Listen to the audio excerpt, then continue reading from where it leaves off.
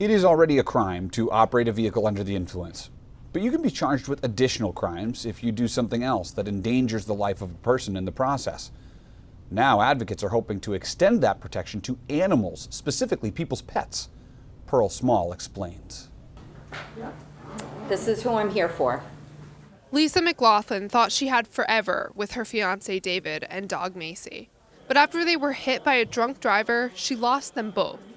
Good afternoon, Senator. She's testifying before Maine's Committee on Criminal Justice and Public Safety because she believes that Maine law is only allowing her to get justice for one of the loved ones she lost.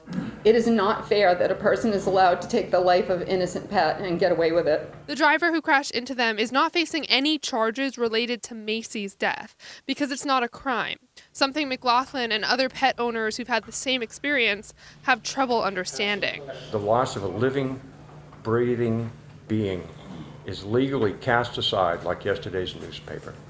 The bill these pet owners have inspired would specifically make it a crime to kill a pet while driving under the influence.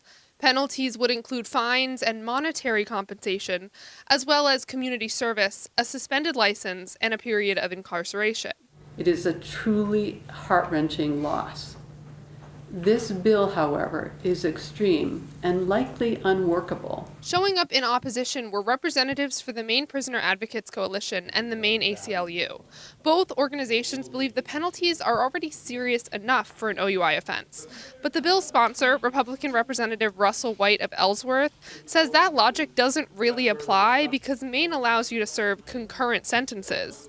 More than likely, they're not going to serve it a day more time for what they're already convicted of in the first place. So, the ACLU also argues that judges are already given the task of factoring property damage into sentences, and under current law, that includes pets, which are considered property. But advocates like McLaughlin say it's not the same as putting the death of a pet on record and making it a clear-cut offense with consistent penalties that apply to everyone.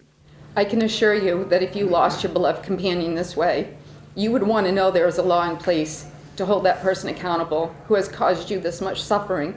In Augusta, Pearl Small, News Center, Maine. The bill sponsors have already said they are making some adjustments to the proposal based on the recommendations of veterinarians.